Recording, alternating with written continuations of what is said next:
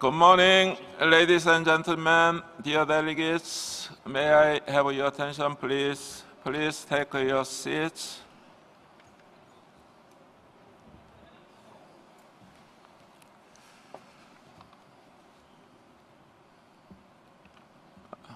Now we start our morning meeting session.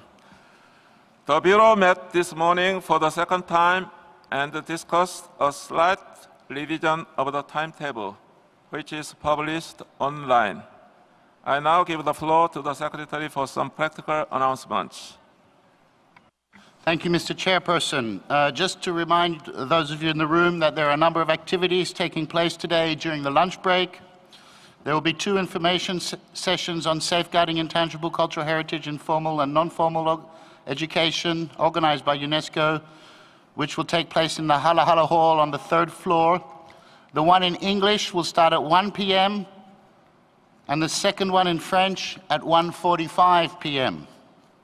Also, the ICH NGO Forum Working Group will meet on meeting on research will also be held in the Samda Hall at 1:30 p.m. Thank you, Mr. Chairperson. Distinguished delegates, there is a long road ahead of us for the coming days, so I will ask you to continue our good practice of yesterday to efficiently move things along. Dear colleagues, I think you will agree that we have advanced well yesterday and successfully examined items from 7 to 10. With regard to item 11, we concluded the afternoon session by listening to the report of the rapporteur of the evaluation body, which presented a number of cross-cutting and specific issues raised during the body's work. As we did not have enough time to give the floor to all those who wished to make questions on the report, we will start today's session by resuming our debate. On my speakers list, I have the following countries: Austria, Senegal, Cyprus, Hungary, Cuba, and Colombia. May I now give the floor first to Austria. Austria, you have the floor. Thank you, Mr. Chairperson. Whoops. Well, our delegation congratulates the evaluation body for the coherence of its work and the detailed and insightful report, as well as the accredited NGOs and experts that had worked on the files.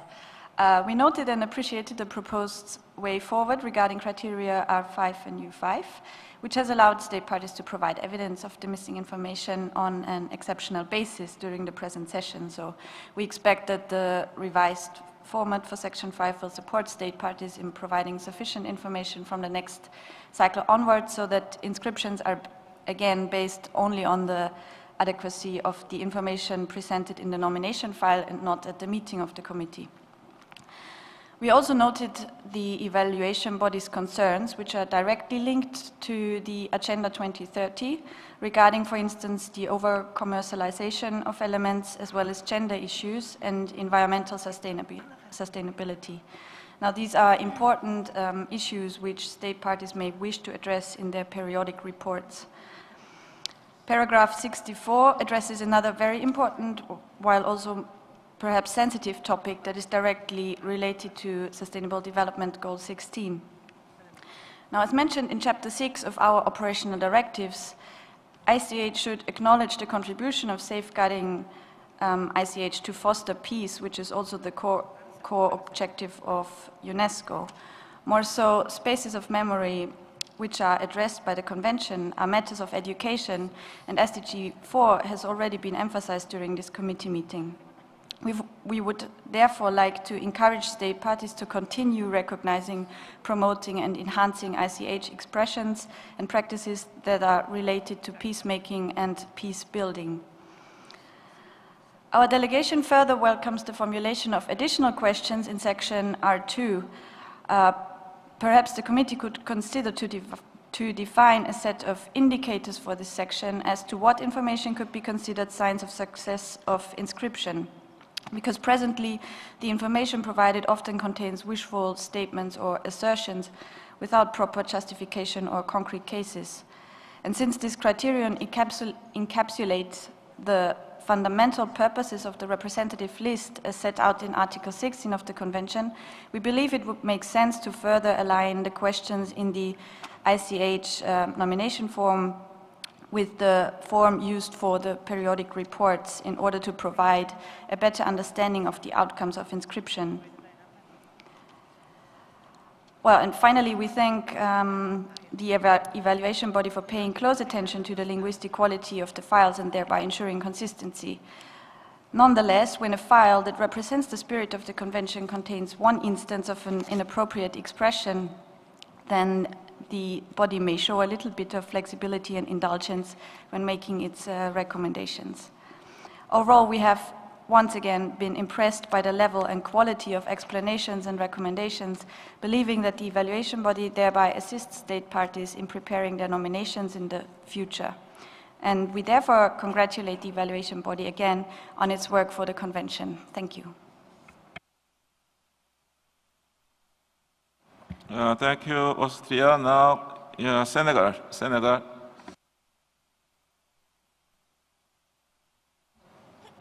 Merci, Monsieur le Président. Le Sénégal souhaiterait également féliciter l'organe pour le travail et le rapport suffisamment détaillé qui nous a été fourni.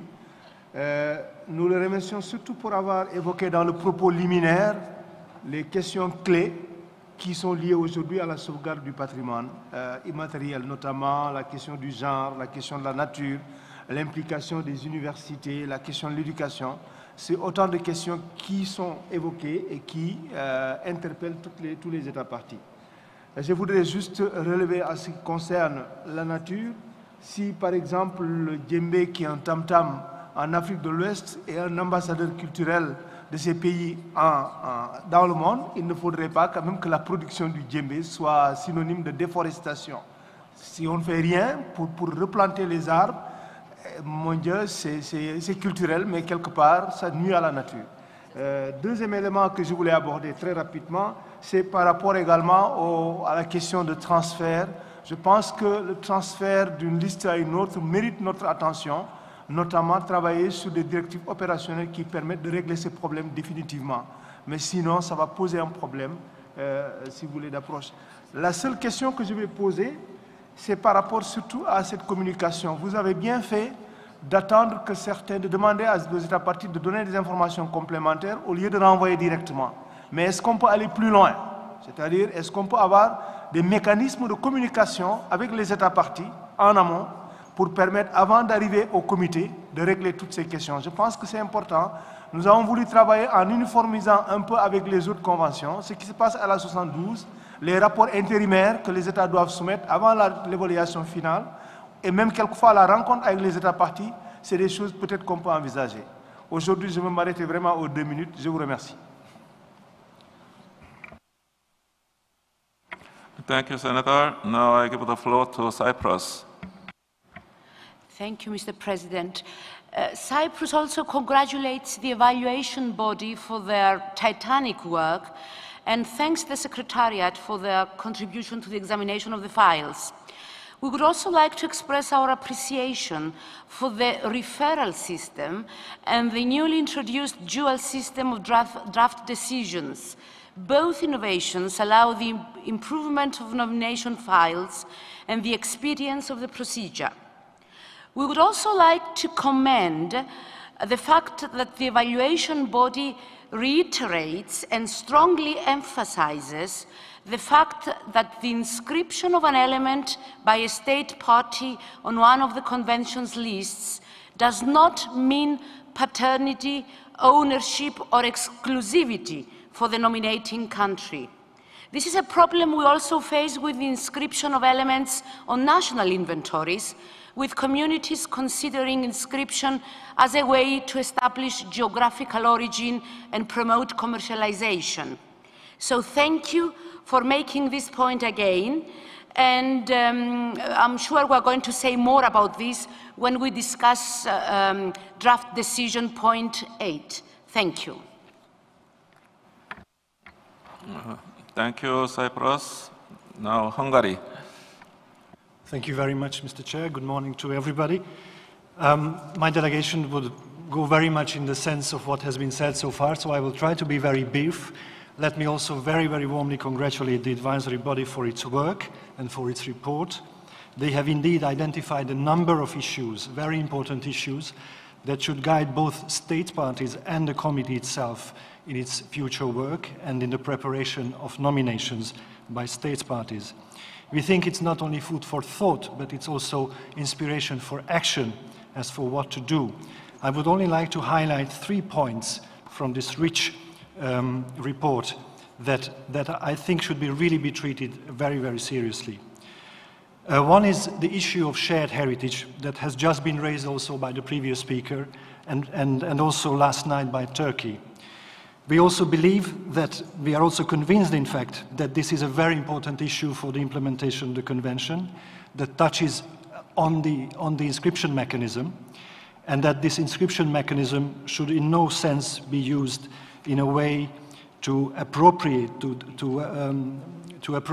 ICH to pretend that the element that the inscription is an element, is a means to authenticate the practice in a specific country. ICH is shared among countries. This is probably the norm. ICH, intangible cultural heritage, lives in exchange, in interaction between communities, and the boundaries of states do not respect those interactions. Indeed, UNESCO is about building bridges between cultures. Its constitution talks about ignorance of each other's ways and lies that has been a common cause for conflict. The Article 2 of this convention talks about ensuring respect for intangible cultural heritage of communities, of raising awareness at local, national and international level, and of mutual appreciation. If we don't know, if we don't acknowledge the shared nature of ICH when it is shared, then we don't live up to these expectations of mutual respect and knowledge about each other's ways of life.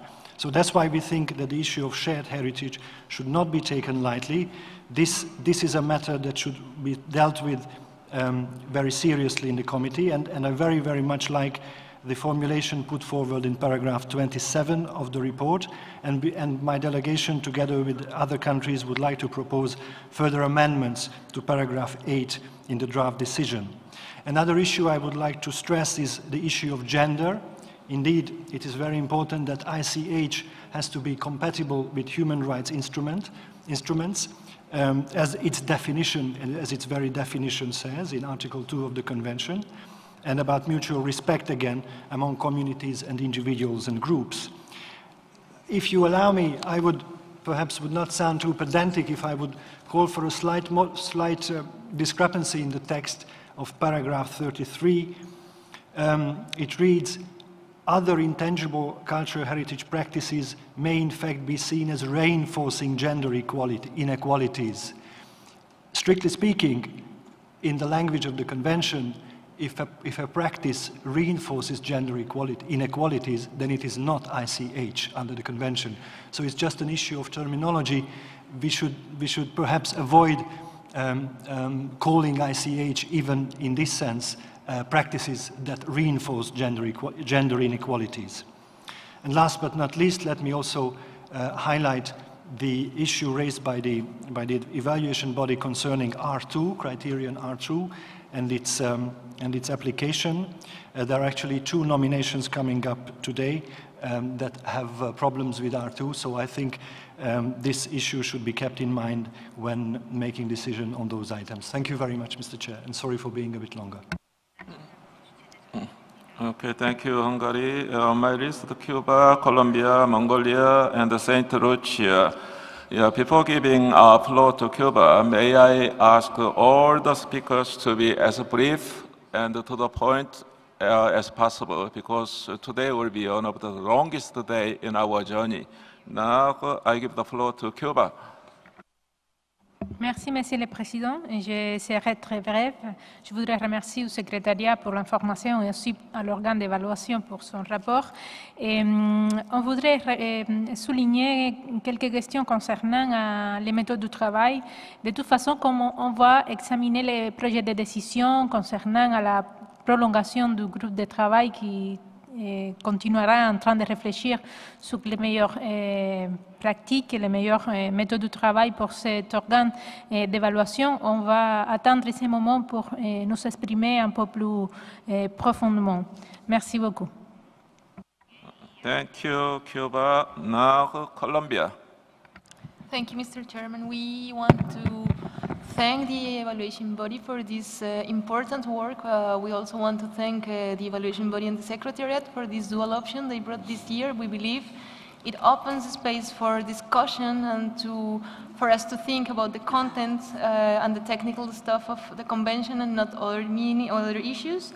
We want to call the attention for two things. We would like these important aspects that the evaluation body identified to interact and to be integrated into the overall results of the framework of the convention, as well as we would like to invite the other state parties to integrate it in their own national and local policies for intangible heritage conservation. Thank you. Thank you, Colombia. Now, Mongolia. Thank you, Chair. First of all, I would like to congratulate the evaluation body for their hard work and for the very challenging work for working for the nomination files. And we carefully examined all the preliminary decisions, also the files which was examined by the evaluation body. And when we look at the files, many of the nominations have a problem with the R5 and U5 criteria. It means that R5 and U5 criteria should be more precise, more clearly explained when there is we think there is a mismatch between what the evaluation body wants member states when they are nominating their files and what they should include in R5 and U5. So also the member states should know that we should include what we are going to do with the inventory, updated inventory on this criteria, so that if it is more clarified and should be more explanation given this criteria, that would be good. We should understand. Maybe the Secretariat should work on this criteria, and that's so that the member states, when they are nominating their files, it would be have more understanding, more explanation what they should include in the R5 and U5. Thank you. Thank you, Mongolia. Now, St. Lucia, followed by Guatemala and the Philippines. First, St. Lucia. Thank you. You have the floor. Thank you, Mr. Chair, and St. Lucia joins the rest of my colleagues in expressing our sincere appreciation for the tremendous work of the evaluation body and for the rich and very instructive report that we have in front of us. I would have loved to highlight a number of those issues that are in there, but let me just signal three of them that I guess will come up again. The first is the concern on the issue of over-commercialization. And this issue of commercialization, which has come up over and over again, I think it's a very complex one, and it's one we all have to deal with. And I would very much like us to be able, in some of the systems that we have, to be able to share experiences in that area, because it is a very serious issue, but it is not an easy answer on this issue. The second one is, again, appreciation for the dual system. Just one concern with it, and that is that, yes, we have the information, missing information, for some of them in front of us right now. It has been resubmitted, and as we deliberate on it, I would very much love input from the evaluation body. I see the chair is up there. As we look at it and not leave it to us alone, because they are very familiar in a very in-depth way with the files, and they can guide us as to how, if what is submitted is sufficient, to fill up the missing information that they felt was missing in the file. And the last one is in respect to the transfer from one list to another. Within this, there are two requests. I think this is a very, very serious area. It is not, we have requests for inscription, which is one request, but within this, there are two requests. One is a request for a removal, and that's a separate request from the list, and then there is a request for inscription in another one. And I think both of these requests are two separate applications and should be treated just as seriously. I think the same level of the stringent process and criteria should be applied before we decide on removal to guide the evaluation body in deciding on removal. There are questions like who determines the request? Who can ask for removal? And of course, who decides? This is a serious, removal is a serious business, and I think it should face the same stringent process as inscription. Thank you, Mr. Chair. Thank you, St. Lucia. And Guatemala.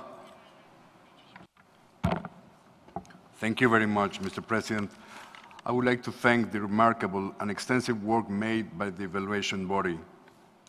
The delegation of Guatemala would like to underline the concern expressed by the evaluation body in the point number 40 of the report, where it is stated the awareness of the difficulties that people working in the communities at regional and local levels have in understanding and expressing how the inscriptions of an element could increase the visibility of living heritage at the international level.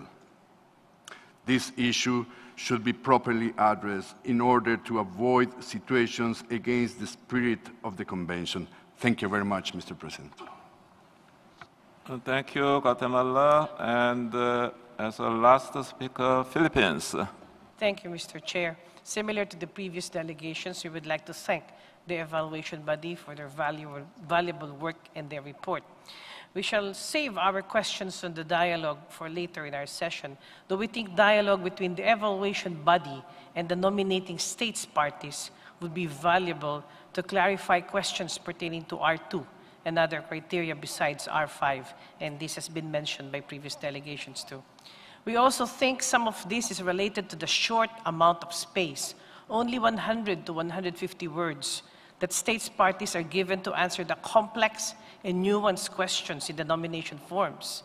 On one hand, we understand the constraints that force us to limit answers, but on the other hand, it seems contradictory to request simplified, telegrammatic, boxed, or canned responses on elements that sometimes predate writing itself. We would also like to seek the views of the evaluation body on this matter precisely on how nomination forms and procedures could be improved. Also regarding equitable geographic representation on the representative list, whether more can be done to promote balance in the list. Thank you, Mr. Chair. Okay, thank you, Madam Ambassador. Now it's time for Mr. Srokovic, our rapporteur, to respond to the questions raised. Now I give the floor to Mr. Srokovic. Thank you, Mr. Chairperson.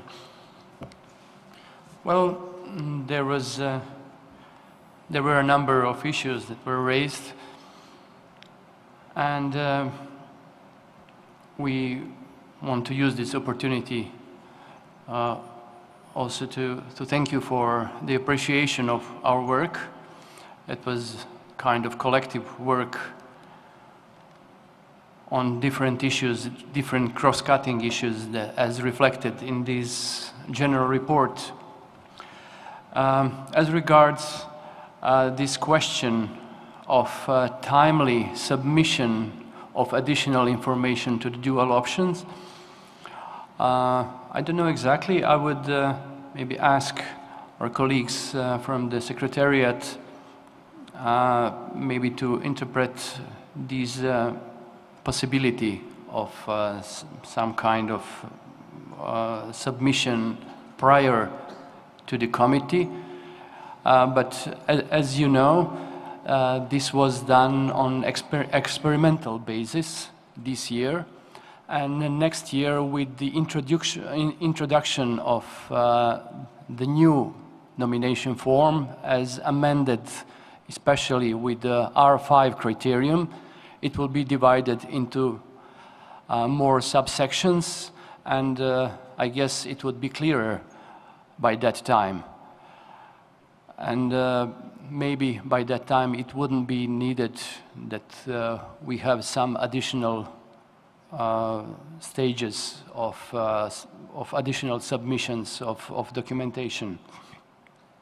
As regards also missing information, we are doing our best, and it is also reflected in this report that some of the questions, some of the sections that may appear most problematic, as for instance R2 and R5 and U5, that they should be divided into many subsections, and that they should be just made clear of what is being expected. We just felt for a couple of years already that this R2, for instance, it may really sound very abstract, especially for the people from the communities. If these assertion or whatever is not illustrated by some concrete examples.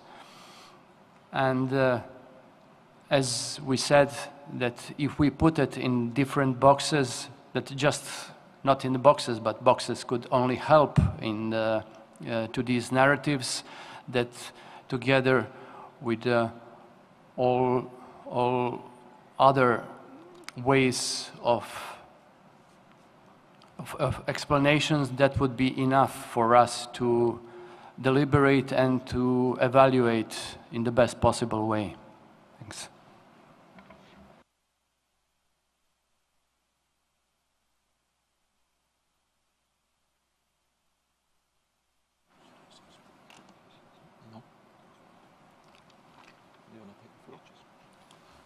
Okay, I now give the floor to the Secretariat. Thank you. I just wanted to update in relation to the last point mentioned and the question by Mongolia. Indeed, concerning criterion R5 and U5, we have a new form where we have tried to make sure that every single part, every single aspect which the evaluation body wants to see contains a separate box. Why? That means we as a Secretariat, when we do a completeness check, will make sure that each box has been filled. If a box is empty, we will send it as an incomplete file back in the year previous to the state in order to fill that box. We have worked now, that box actually we did last year, but the files treated this year did not benefit from that reform. The files that are coming in now will have that reform. Concerning U2, not U2, R2, only R2, not U2. Concerning R2, we have just initiated and we have now online the new form also, which breaks each subcomponent of the question into a separate box. But bear in mind that the files that will be treated at the next session were submitted last year, so it takes 2 sessions for this new form to start being shown through to the committee. Thank you. I thank you for these interesting clarifications. Once again, let me remind you that we will have our general debate and examine draft decision 12.com/11 after having examined the individual decisions under item 11A through 11E. Before we move to the evaluation of the individual files, please let me remind you that the debate will be opened automatically on all dual option cases. All 9 submitting states concerned sent information to the Secretariat in writing. The Secretariat distributed that information to committee members by email, and a printout was made available on the desk of each committee members in this room. In addition, the Secretariat received a request to open the debate concerning 2 nominations. These are the nominations from Panama, artisanal processes and plant fibers techniques for Talcos, Crinejas, and Pintas, weaving of the Pintao hat, and from Saudi Arabia, Al-Qat al-Asiri, female traditional interior wall decoration in Asir, Saudi Arabia, both to the representative list. We now come to examine item 11.